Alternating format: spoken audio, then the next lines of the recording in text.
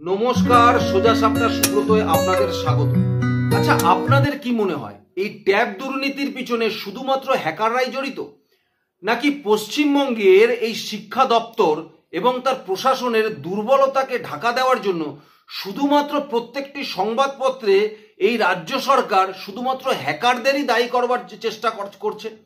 কেন আমি এই কথাটা বললাম আর কেন এই প্রশ্নটা দিয়ে আজকে আমার এই প্রতিবেদন শুরু করলাম? কারণ প্রত্যেকদিন সকালবেলায় যদি সংবাদপত্রে আপনারা চোখ রাখেন তাহলে দেখবেন পশ্চিমবঙ্গের পুলিশ এই বাংলার এ প্রান্ত থেকে ও প্রান্ত অব্দি দৌড়ে বেড়াচ্ছে শুধুমাত্র হ্যাকারদের ধরবার জন্য। এবং কোথাও একটা পশ্চিমবঙ্গের প্রত্যেকটি মানুষের মস্তিষ্কে এটা ঢুকে যাচ্ছে যে অ্যাকাউন্ট হ্যাক করা হয়েছে, হ্যাকাররা অ্যাকাউন্ট হ্যাক করেছে, যার ফলে যে সমস্ত ছাত্রছাত্রীদের এই ট্যাবের টাকা পাওয়ার কথা ছিল তারা সেই অ্যাকাউন্টে না পেয়ে অন্য অ্যাকাউন্টে ট্যাবের টাকা চলে গেছে।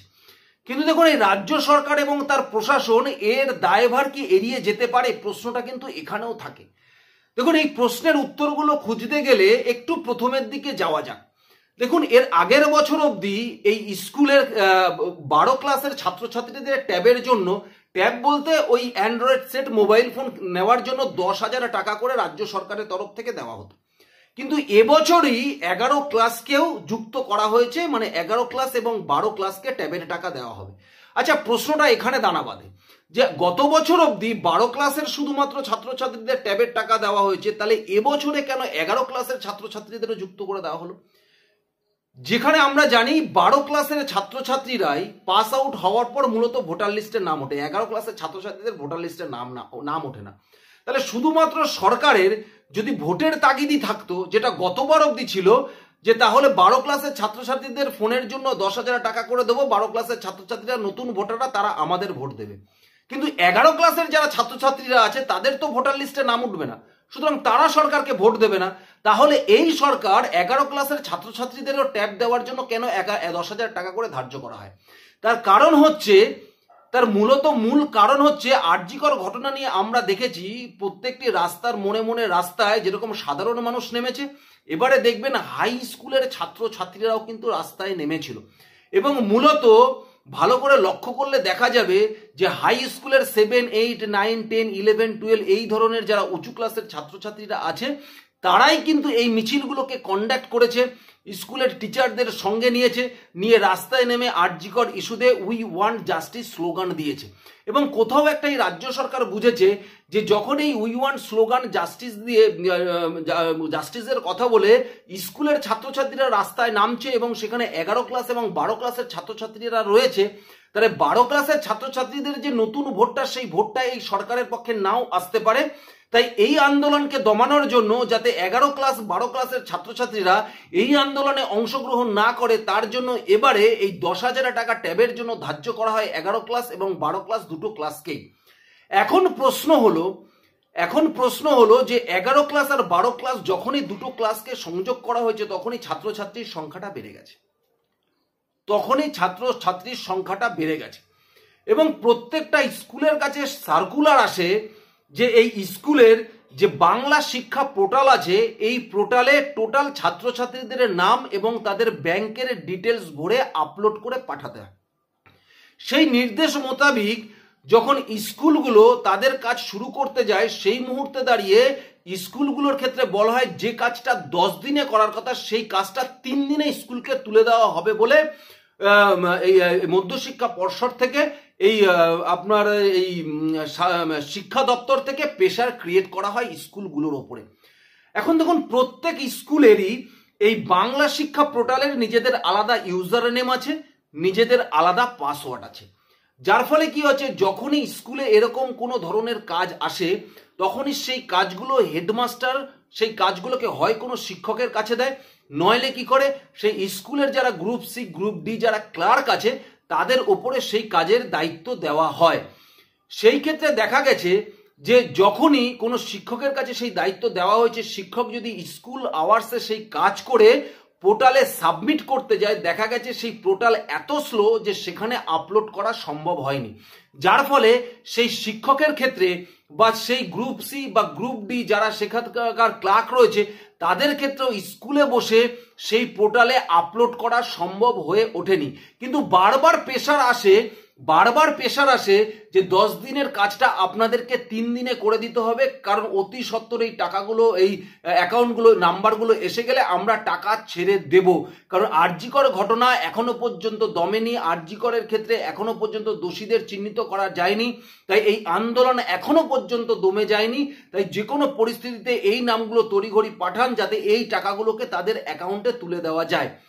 যখন এই পোর্টালে তারা স্কুলের টাইমে যখনই তারা আপলোড করতে পারেনি, তখনই শিক্ষকরা কি করেছে, হয় তারা বাড়িতে নিয়ে গেছে কোনো কাজের জন্য, এবং অধিকাংশ ক্ষেত্রে এখনো স্কুলের যারা শিক্ষক আছে তারা এই পোর্টাল সম্পর্কে, বিস্তারিত বিষয় সম্পর্কে এখনো অতটা ওয়াকিবহল নয়, বা তারা বাড়িতে গিয়েও এই এতগুলো কাজ নিজে হাতে করতে পারবে না বলেই তারা কিন্তু কোনো না কোনো সাইবার ক্যাফে সাহায্য নিয়েছে। হয় সেই সাইবার ক্যাফের লোক দিয়ে তারা এগুলোকে আপলোড করিয়েছে, নয়তো সেই সাইবার ক্যাফেতে বসে সেই পোর্টালে সেই ছাত্রছাত্রীদের নামগুলোকে আপলোড করবার চেষ্টা করেছে। যার ফলে কি হয়েছে দেখবেন, আপনারা অনেক সময় যখন নিজেদের মেল আইডি, তাদের ইউজার নেম এবং পাসওয়ার্ড দিয়ে ঢোকেন, হয়তো কোনো কারণে ভুলবশত আপনারা লগ আউট করতে ভুলে যান, পরক্ষণে যখন আপনারা অন করেন দেখবেন অটোমেটিক্যালি আপনার সেই ইমেল আইডিতে আবার কিন্তু আপনার ইনবক্সে আপনি চলে আসেন। সুতরাং যখনই কোনো শিক্ষকরা কোনো সাইবার ক্যাফেতে বসে এই নামগুলো লোড করতে বসেছিল, হতে পারে ভুলবশত তারা হয়তো সেটাকে লগ আউট করতে ভুলে গেছে, বা কোনো কারণে হয়তো সেখানে ইন্টারনেট স্লো থাকার জন্য সেই মুহূর্তে তাদের লগ আউট হয়নি, যার ফলে সেই সাইবার ক্যাফেতে যারা কাজ করতো তাদের পক্ষে সেই স্কুলের ইউজার আইডি আর পাসওয়ার্ডে ঢুকে যাওয়া খুব সহজ হয়েছে। এবং তার সঙ্গে সঙ্গে একটা তথ্য আপনাদের জানিয়ে রাখি যে সারা পশ্চিমবঙ্গে যতগুলো সরকারি স্কুল আছে তার মধ্যে 50% স্কুলে কিন্তু লোয়ার ডিভিশন ক্লার্ক বলে কিছু নেই। তার কারণ হচ্ছে যাদের রিটায়ারমেন্ট হয়েছে তারপরে আর তারা আর নিযুক্ত হয়নি। 2016 সালে শেষ পরীক্ষা হয়েছিল স্কুলের ক্লার্কদের, সেখানে দাঁড়িয়ে 2037 জনের রিক্রুটমেন্ট হয়েছিল। 2018 সালে হয়েছিল সেই রিক্রুটমেন্ট, 2016 সালে নোটিফিকেশন হয়েছিল, 2018 সালে তার রিক্রুটমেন্ট হয়েছিল। সেই 2037 জনের মধ্যে 783 জনের ওএমআর শিটে কারচুপির জন্য একবার চাকরি চলে গেছিল, আরো 381 জন যারা বাক কমিটির রিপোর্ট মতো প্যানেল বহির্ভূত হয়ে চাকরি পেয়েছিল, তাদের কেসগুলো সুপ্রিম কোর্টে ঝুলছে। তার মানে 50%-এর বেশি তাদের কেস সুপ্রিম কোর্টে চলছে, আর বাকি 50% রয়েছে। তার মানে সারা পশ্চিমবঙ্গের 50% স্কুলে কোনো ক্লার্ক নেই অফিসিয়াল কোনো কাজ করবার জন্য। সুতরাং এই স্কুলগুলোর ওপর, তার শিক্ষকদের ওপর প্রচন্ডভাবে প্রেসার পড়ে যাচ্ছে সেই কাজের। সুতরাং সেই কাজের প্রেসারে তারা নিজেদের এই পোর্টালে সেইগুলোকে আপলোড করে উঠতে পারেনি। তার কারণ হচ্ছে একাধিক প্রকল্পে প্রায় 17টা প্রকল্প চলে, যার ফলে তাদের উপরে এত প্রেসার আছে। আর তারপরে অধিকাংশ ক্ষেত্রে এই সরকারি পোর্টালগুলো এতটাই স্লো থাকে, বিশেষ করে স্কুলের সময়ে বা স্কুলের টাইম আওয়ার্সে, যে সেগুলোতে আপলোড করা খুব সমস্যা হয়ে যায়। এখন প্রশ্ন হলো যে তাহলে যারা করেছেন সেই আপলোডগুলোর ক্ষেত্রে তারা ব্যাংক অ্যাকাউন্টকে ভালো করে চেক কেন করে নেয়নি, যে যার ফলে যদি তারা আপলোড করতেও যেত তাহলে সেই ব্যাংক অ্যাকাউন্টের যে ভুল আছে সেগুলোকে ধরে ফেলা যেত। তারা করতে পারেনি, তার একটাই কারণ, সেটা হচ্ছে 10 দিনের কাজটাকে 3 দিনের মধ্যে করতে হবে। তাদের উপরে এতটাই প্রেসার ছিল যে তাদের পক্ষে সেই অ্যাকাউন্টগুলো বারবার চেক করে সঠিকটা আপলোড করার সময়ই তারা পায়নি। এবং তার সঙ্গে সঙ্গে যখন আপনারা কোনো কিছু আপলোড করছে এবং যখন সেটা স্কুলের শিক্ষা দপ্তরের কাছে যাচ্ছে, শিক্ষা দপ্তর কেন সেটাকে ভেরিফাইড করে দেয়নি, বা তাদের পোর্টালটাকে এমনভাবে উন্নত কেন করেনি যে যদি এক অ্যাকাউন্টকে বারবার শো করা হয় তাহলে সেটাকে আইডেন্টিফাই করতে পারবে সেই পোর্টাল, তাহলে সেই পোর্টালটাকে কেন এই স্কুল কর্তৃপক্ষ থেকে, বিশেষ করে এই শিক্ষা দপ্তর কেন সেই পোর্টালটাকে সেরকম ভাবে তৈরি করেনি? এই ক্ষেত্রে দাঁড়িয়ে কিন্তু প্রশ্ন একাধিক উঠে যাচ্ছে। আপনি যদি দরজা খুলে রেখে শোন, চোর তো আপনার ঘরে ঢুকবেই। দরজা যদি আপনি খুলে রেখে শোন, চোর আপনার ঘরে ঢুকবেই। তো স্কুলের শিক্ষা দপ্তর তাদের তো দরজা খুলে রেখেছে, তাহলে কেন হ্যাকাররা তার মধ্যে ঢুকবে না?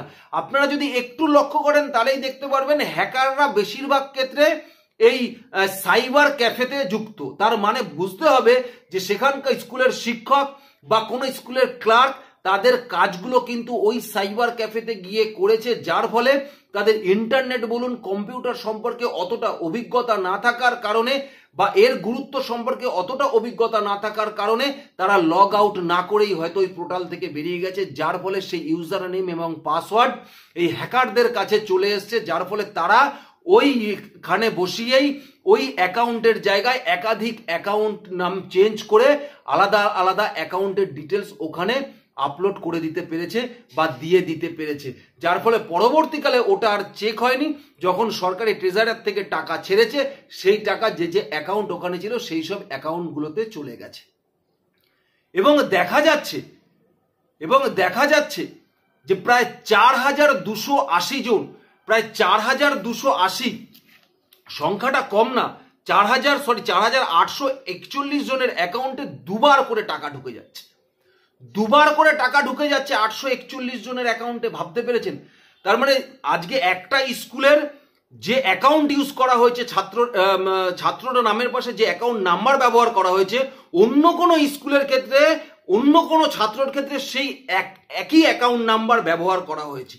তাহলে সেগুলো যখন সেন্ট্রালাইজ ক্ষেত্রে একটা জায়গায় যাচ্ছে, সেখানে দাঁড়িয়ে এই রাজ্যের শিক্ষা দপ্তর কেন এইগুলোকে চেক করে নেয়নি? এর দায়ভার কি রাজ্য শিক্ষা দপ্তর এড়িয়ে যেতে পারে? এই দিনের পর দিন এই স্কুলে group C, group D clerk যে নিয়োগ হয়নি, এর দায়ভার কি শিক্ষা দপ্তর এড়িয়ে যেতে পারে? কোনো দিনই এড়িয়ে যেতে পারে না। কিন্তু দেখুন, প্রত্যেকটা ক্ষেত্রে যখনই আপনারা সংবাদ মাধ্যম খুলছেন, বারবার এটার উপরেই চাপ দেওয়ার চেষ্টা করা হচ্ছে যে হ্যাকাররা করেছে, হ্যাকাররা দোষী, হ্যাকাররা হ্যাক করে নিয়েছে, ইউজার আইডি পাসওয়ার্ড হ্যাক করে নিয়েছে। কিভাবে করলো, কেন করতে পারলো, এই বিষয়ে জবাব দিতে হবে এই পশ্চিমবঙ্গ সরকারকে এবং পশ্চিমবঙ্গের এই শিক্ষামন্ত্রীকে। অবশ্যই এর জবাব দিতে হবে। শুধুমাত্র হ্যাকাররাই দায়ী নাই, হ্যাকারদের সুবিধা করে দেওয়ার জন্য, এই হ্যাকারদের সুবিধা করে দেওয়ার জন্য তার দায় দায়িত্ব নিতে হবে এই সরকারকে এবং এই শিক্ষা দপ্তরকে অবশ্যই। আর আজকে এই হ্যাকাররা এর আগেও দুই একটা ছিটে খাটে কাজ করেছে, সেগুলো এদের নজরে আসেনি। আর হ্যাকাররা তখন বুঝে গেছে যে এই রাজ্য সরকার উদাসীন, সুতরাং এদের নজরে কিছু পড়ে না।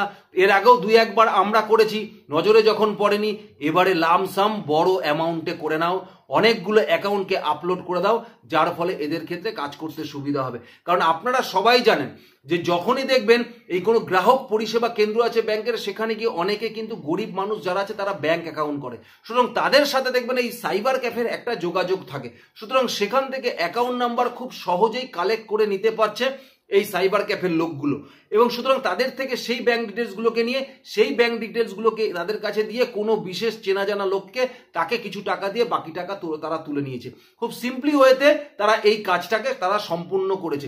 এখন রাজ্য সরকারের মাথা খারাপ হয়ে গেছে, এখন বারবার হ্যাকার করে পশ্চিমবঙ্গের মানুষকে খাওয়ানোর চেষ্টা করছে যে শুধু হ্যাকাররাই দায়ী, ইউজার আইডি পাসওয়ার্ড হ্যাক করে নিয়েছে, কিন্তু আসলে দায়ী হচ্ছে এই পশ্চিমবঙ্গের শিক্ষা দপ্তর, পশ্চিমবঙ্গের এই স্কুল সার্ভিসের যে শিক্ষা দপ্তর আছে, পশ্চিমবঙ্গের শিক্ষামন্ত্রী। তাদের দায়ভার তারা একবারও এড়িয়ে যেতে পারে না। তাদেরই দোষ, তাদের এই প্রশাসনিক ক্ষেত্রে যে গাফিলতি ছিল, তাদের যে দুর্বলতা আছে, সেই দুর্বলতাকে ঢাকা দেওয়ার জন্য বারবার এই হ্যাকারদের ওপরেই দোষ চাপিয়ে মানুষের নজরকে ঘোরানোর চেষ্টা করছে এই রাজ্য সরকার। আপনারা কি মনে করেন অবশ্যই আমাকে কমেন্টস বক্সে জানাবেন। আপনাদের মতামত আমি অবশ্যই পড়ব। ধন্যবাদ, নমস্কার।